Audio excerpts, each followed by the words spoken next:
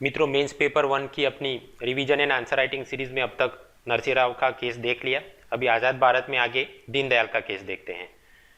ये चर्चा में इसलिए है क्योंकि 2016 is going to be the 150th anniversary of Pandit Deendayal Upadhyay.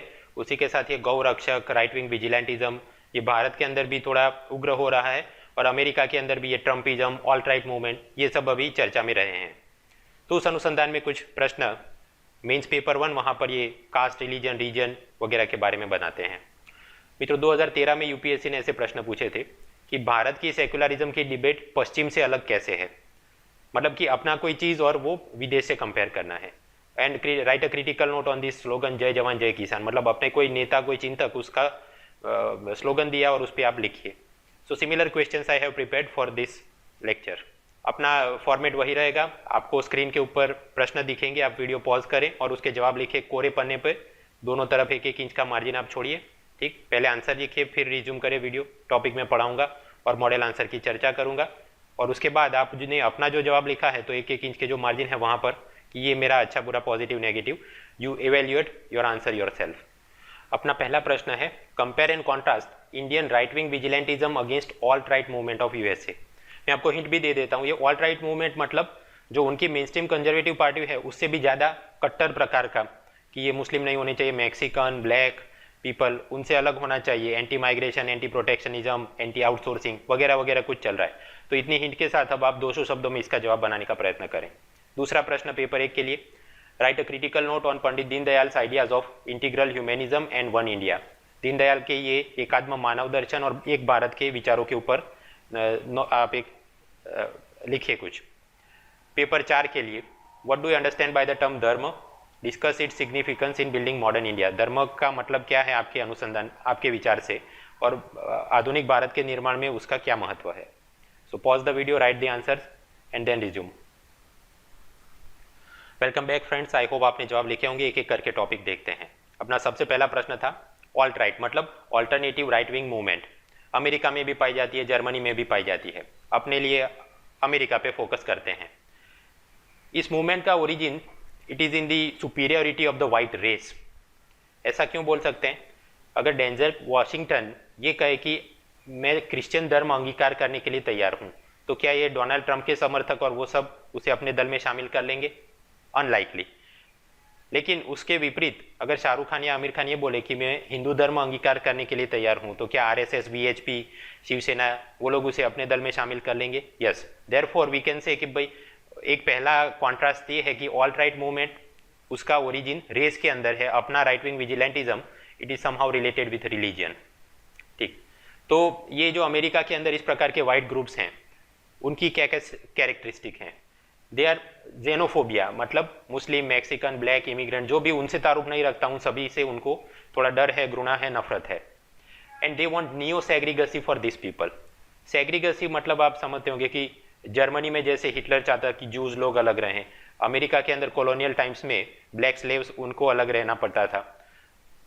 आज की तारीख में ये जो नए ग्रुप्स उभर के आ रहे हैं ऑल्ट राइट मूवमेंट वाले, ये लोग भी बात वैसे ही करते हैं लेकिन जरा नवीन तरीके से, नियो सेग्रीगेसी। फॉर एग्जाम्पल, वो ऐसा नहीं बोलेंगे कि ब्लैक लोगों के लिए अलग सोसाइटी होनी चाहिए, लेकिन जब भी टाउन प्लानिंग या जोनिंग होगा तो वो ये कहेंगे कि ये लो इनकम हाउस होल्ड, उनका हमारे घरों से उनकी बहुत दूर होना चाहिए वो जोनिंग, सो दैट ये ब्लैक मैक्सिकन वो हमसे अलग रहें और हमारी प्रॉपर्टी का दाम गिरे नहीं। सेम वे डोनाल्ड ट्रंप जब ये बोलते हैं कि भाई मैं मैक्सिकन इमिग्रेंट्स को यहाँ आने से रोकने के लिए एक बड़ी दीवार चुनवाऊंगा और उसका भी पैसा मैक्सिको ही से ही लूंगा, या फिर कि मुस्लिम वगैरह के जो वीज़ा हैं उसके ऊपर ज़्यादा टाइट कंट्रोल होना चाहिए, या फिर कि अमेरिका के अंदर जो भी चर्च एंड जो भी मस्जिद हैं उसके ऊपर और विजिलेंस होना चाहिए। So all this are examples of neo segregacy. इस प्रकार की वो पॉलिसी की बात करते हैं। इकोनॉमिक व्यूज़ क्या होते हैं ऐसे ग्रुप्स के? इन्हें ये लगता है कि वाइट पीपल, उनको ये मुस्लिम, ब्लैक, इमिग्रेंट, इन सब से उनके कारण हमारे नौकरी रोजगार को खतरा है। सो they want आइसोलेशनिज्म।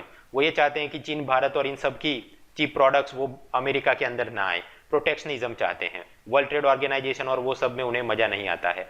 And in the same logic they are also oppose to outsourcing, कि जिसके कारण ये चाइना, मैक्सिका, फिलीपींस, इंडिया, इन सब के अंदर हमारी नौकरी रोजगार चले जाते हैं, हमको इससे विरोध है। And lastly they are more conservative, ज़्यादा रूढ़िवादी हैं। फॉर एग्जाम्पल, यूएसए तो रिपब्लिकन पार्टी, तो ये डोनाल्ड ट्रंप उससे भी ज़्यादा कंजर्वेटिव है। भारत बीजेपी तो उससे भी ज़्यादा आरएसएस वीएचपी वाले और रूढ़िवादी होंगे। So they are more conservative than the mainstream parties, और उसी अनुसंधान में they are anti feminist as well. तो ये अमेरिकी alt right movement, alternative right movement, उसके कुछ मेन फीचर हमने देखे। और हम ये भी पाते हैं कि जब इकोनॉमिक क्राइसिस के पीरियड से देश जा रहा हो तो इस प्रकार के जरा रूढ़िवादी तत्व और एक्टिव हो जाते हैं। खैर, अब हमने जो जवाब लिखना था कंपेयर कॉन्ट्रास्ट, तो एक फ्लो इस प्रकार से हो सकता है कि आप इंट्रोडक्शन में ओरिजिन दीजिए ऑल्ट राइट और इंडियन राइट विंग विजिलेंटिज्म का, फिर दोनों को कंपेयर करो, फिर कॉन्ट्रास्ट करो और फिर कुछ कंक्लूड करो। लेकिन अगर आपने इस प्रकार से जवाब लिखना शुरू किया और सोशियोलॉजी और पॉलिटिकल साइंस आपका ऑप्शनल नहीं है, देन मोस्ट लाइकली कि एक ही पन्ने में काम खत्म हो जाएगा, ज़्यादा कंटेंट दिखेगा नहीं।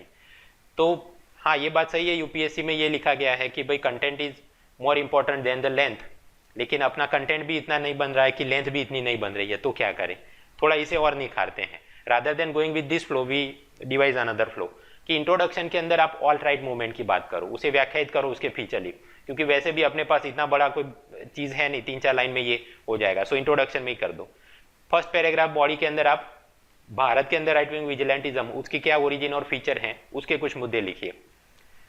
मैंने इस स्लाइड के अंदर जो भी माल यूज़ किया है it is from IGNOU's democracy and development, वो वाले मॉड्यूल से लिया है। पैराग्राफ 2 के अंदर अब अपने को इंडियन राइट विंग विजिलेंटिज्म और ऑल्ट राइट मूवमेंट दोनों पता है, तो पैराग्राफ 2 में उसको कंपेयर एंड कॉन्ट्रास्ट करो, whatever you have written in introduction and paragraph 1। And conclude में क्या लिखोगे? कंपेयर कॉन्ट्रास्ट मतलब कथा ही करनी थी, तो कथा के अंत में summary on a positive note कि भाई ये भारत के लिए भी अच्छा नहीं है और यूएसए के लिए भी अच्छा नहीं है। ऑल्ट राइट हमने समझ लिया, भारत का राइट विंग, उसका ओरिजिन फीचर, तो पैराग्राफ 1 देखते हैं। इग्नू के सभी मॉड्यूल से हमें ये पता चलता है कि ये जो right wing vigilantism in India, उसकी शुरुआत पश्चिम के विरोध के स्वरूप में हुई, क्योंकि ये बिपिन चंद्र, लोकमान्य तिलक, इन सबको भारत के अंदर ये क्रिश्चियन मिशनरी और वो अपने ख्रिस्ती धर्म का प्रचार प्रसार कर रहे हैं, उससे उन्हें ऐतराज था। और ये वेस्टर्न ऑथर ये हमेशा अपनी किताबों में ये साबित करने की कोशिश करते कि यूरोपियन, उनका जो स्पिरिचुअलिज्म, उनका रिलीजन, वो भारत से बेहतर है। तो इन सब के सामने हिंदू धर्म को रिवाइव करने के लिए ये लोग भी लिखते रहते थे, मूवमेंट चलाते रहते हैं। तो मतलब कि वेस्टर्न सब खराब है, हम उनसे बेहतर हैं, superiority of Hinduism against West, इस प्रकार से ये माहौल चलता है। और आगे आगे जैसे जैसे ये अलग अलग मूवमेंट इससे निकलेगी, so they will oppose all type of western culture, चाहे वो बार कल्चर हो, वैलेंटाइंस डे हो, and so on and so on. दूसरा, अंग्रेज सरकार एज ऑफ कंसेंट बिल लेके आती है, जहां पर यह प्रावधान था कि भारत में लड़कियों की मिनिमम मैरिज एज क्या होनी चाहिए। उस जमाने में था कि 10 ईयर्स, उसको बढ़ाते कि 12 ईयर्स, ऐसा भी नहीं कि 18 या 21 करना है, बस 10 से बढ़ा के 12 करना था। तो इसका भी बिपिन चंद्र तिलक उन्होंने बहुत पुरजोर विरोध किया। तो ये जो उस वक्त से चला आ रहा है, फिर आगे जो ग्रुप बनेंगे they will become more vocal in this things, कि हमारी महिलाओं, हमारी बेटियों और बहनों के लिए क्या अच्छा है उसका फैसला हम करेंगे। तो मतलब धीरे धीरे वो एंटी फेमिनिस्ट बनना शुरू हो जाएगा, लव जिहाद, गोदरा मैरिज, इन सब का विरोध वगैरह वगैरह, ये कुछ चलते रहेगा। थर्ड, बिपिन चंद्र तिलक, इस प्रकार के ये नेता हिंदू धर्म को भी रिवाइव करना चाहते थे और भारत को आज़ादी भी दिलवाना चाहते थे। तो जब इस प्रकार की मानसिकता से वो नेशनलिज्म की मूवमेंट में हिस्सा लेंगे, तो ऑब्वियसली देयर बैकएंड जो माइंड में चल रहा है, it will give the shape to Indian nationalism. For example, Aurobindo, उन्होंने ये कहा कि भाई भारत का राष्ट्रवाद वो सनातन धर्म है। तो अगेन ये धीरे धीरे हिंदुओं की तरफ, nationalism is becoming equivalent to Hinduism. उसी प्रकार वंदे मातरम गीत, तो फिर आगे चल के जो ग्रुप्स आएंगे वो ये बोलना शुरू करेंगे कि अगर कोई मुस्लिम वंदे मातरम नहीं बोलता तो फिर वो भारतीय नहीं, उसको पाकिस्तान में चला जाना चाहिए। So nationalism becomes equivalent to this dharma religion. तो ये भारत के अंदर राइट विंग जो पश्चिम का विरोध करने के लिए शुरू हुआ था, वो धीरे धीरे भारतीयों का भी विरोध शुरू करता है। जैसे कि ज्योतिबा फुले, डॉक्टर आम्बेडकर, ये सब लोग कास्ट रिफॉर्म की बात करते हैं।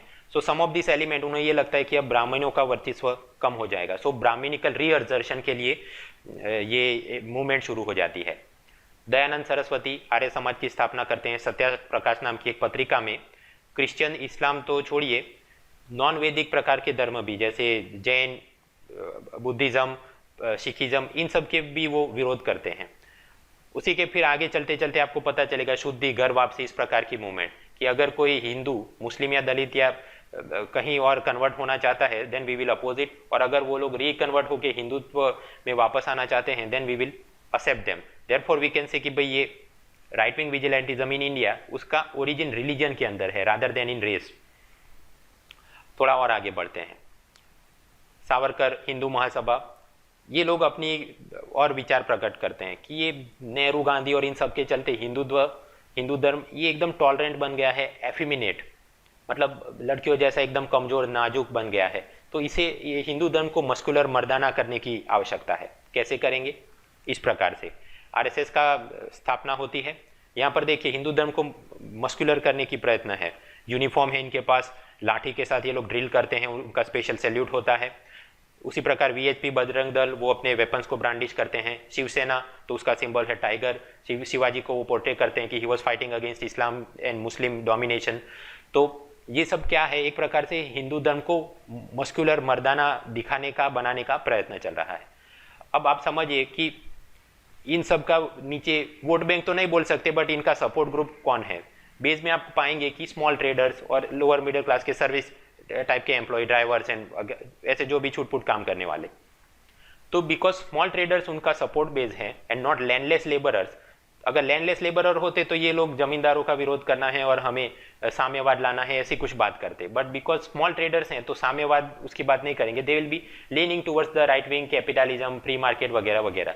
लेकिन साथ ही साथ ये स्मॉल ट्रेडर्स का और ये अपने लोकल लोगों का नौकरी रोजगार नहीं चलना चाहिए, नहीं जाना चाहिए। देयरफॉर अगर कहीं बाहर से कोई आएगा तो उस माइग्रेंट का हम विरोध करेंगे। सेम वे वॉलमार्ट वगैरह कंपनी आएगी और हमारा धंधा रोजगार चौपट हो जाएगा, देयरफॉर उसका भी हम विरोध करेंगे। So slightly against the globalisation, slightly against this entry of foreign players. तो प्रो प्रोटेक्शनिज्म टाइप का इनका अप्रोच रहता है। तो ये इनके कुछ कुछ सेलियंट फीचर्स हमने देखे। अब इतने कंटेंट से हम जवाब बनाने का प्रयत्न करेंगे। अपना प्रश्न था alt right movement in west और भारत के अंदर ये right wing vigilantism, compare contrast करो। इंट्रोडक्शन में आप क्या करेंगे? ऑल्ट राइट उसका डिफाइन करो, ओरिजिन दो, ऐसा कुछ। तो what is alt right? It is white Caucasian groups that reject mainstream Republican conservatism, या फिर कि मेन स्ट्रीम कंजर्वेटिज्म, और वो क्या क्या चाहते हैं, ये चाहते हैं, ये चाहते हैं, ये चाहते हैं, and they are oppose to globalisation, this outsourcing वगैरह वगैरह आप लिख सकते हैं। फिर अपना बॉडी के अंदर पहला पैराग्राफ में आप बताइए कि भाई भारत के अंदर ये राइट विंग उसका evolution and summary of right wing vigilantism. थोड़ी थोड़ी बातें कि ये शुरुआत में ऐसा और हिंदू धर्म को मस्कुलर करना है, लाइक दे वेंट ऑन। अब यहाँ पर ज़्यादा वाणी विलास की भी आवश्यकता नहीं है कि over the period of time इसके अंदर गुंडे टाइप के लोग आ गए हैं and they are doing extortion, land grabbing, लोगों की पिटाई करते हैं, रायट्स, वायलेंस, ये सब नहीं। बिकॉज प्रश्न क्या है? कंपेयर कॉन्ट्रास्ट करना है। ठीक, तो हमें ये पता नहीं कि भाई ये जर्मनी और यूएसए के ऑल्ट राइट ग्रुप्स क्या वो भी यहाँ पर वहाँ पर इस प्रकार की धमाल करते हैं। We don't know much because American NDTV को हम फॉलो नहीं कर रहे हैं। सो अगर ऐसा आप सब कुछ आपने लिखना शुरू किया then it will be something like कि आप स्टेडियम के बाहर जाके बॉलिंग कर रहे हैं। केवल अपना बस दोनों का ओरिजिन बताइए, कंपेयर कॉन्ट्रास्ट करना है, ज़्यादा उत्तेजित होकर लिखना नहीं है। ठीक, अब आगे चलते हैं। कंपेयर एंड कॉन्ट्रास्ट जो करना है, तो कंपेयर क्या करोगे? सिमिलैरिटी कि both this western and Indian groups they are more radical than their mainstream parties, mainstream conservatives, चाहे वो वहाँ पर रिपब्लिक हो या भारत में बीजेपी हो। दोनों ही एंटी फेमिनिस्ट हैं, प्रोटेक्शनिस्ट चाहते हैं, दे want neo segregation of minorities and migrants. ये तो दोनों जगह पे सही है। अब कॉन्ट्रास्ट करना है, क्या डिसिमिलैरिटीज हैं? तो जो ये यूएसए के अंदर ऑल्ट राइट मूवमेंट है, it is of racial origin.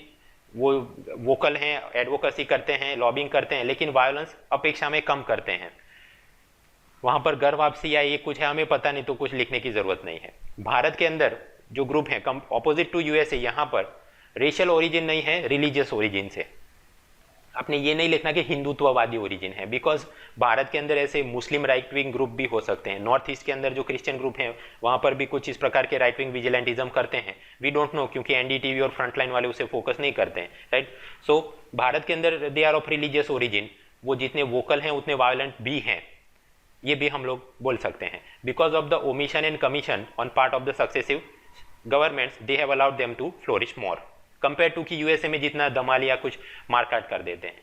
अब ये बस इतना लिखना काफ़ी है। उसमें फिर बैकएंड में बाबरी, गोधरा के बाद के रायट्स, मुजफ्फरनगर, ये कुछ भी लिखने की जरूरत नहीं है। बस इतना लिख दिया, omission on commission on part of successive governments, because of that it they have flourish. तो वो एक ही सेंटेंस में सारी बात आ गई।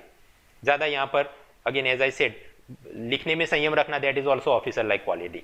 खैर, अब कंक्लूजन पे आते हैं। कंक्लूजन क्या करना है? Summary and and on a positive note कि ये भारत के लिए भी अच्छा नहीं है और यूएसए के लिए भी अच्छा नहीं है। So you can write something like this कि रेस, एथनिसिटी, रिलीजन, कास्ट, इस प्रकार से जो भी डिस्क्रिमिनेशन हो, इंटिमिडेशन, वायलेंस, ये सब कुछ गलत है। It goes against Indian legacy of freedom struggle, क्योंकि उस वक्त हम ये यूरोपियन लोगों की इस प्रकार की इंटिमिडेशन के सामने ही लड़ रहे थे। And it also goes against America's own anti slavery and pro civil right movements. इसलिए ना भारत के लिए ठीक है, ना यूएसए के लिए ठीक है। Therefore all attempts should be made to rein in such elements and provide economic opportunities, dignity and justice to all. देखिए, must be put to rein in this elements, to बांध दिस एलिमेंट्स, इस प्रकार से बोलना उचित नहीं रहेगा, क्योंकि जब तक वो लोग के वायलेंस ना करे, केवल अपनी मांग ही और अपने ग्रीवेंस ही बाहर रखें, तो वो तो डेमोक्रेसी में उसकी आवश्यकता है। सो रादर देन सेइंग बान कर देना चाहिए, उसके बदले रेन करना चाहिए। एंड जस्टिस टू ऑल मतलब वो सभी आ गया, व्हाइट भी आ गया, ब्लैक भी आ गया, मैक्सिकन, सभी का विकास करना, इस प्रकार से पॉजिटिव में आप लिखें।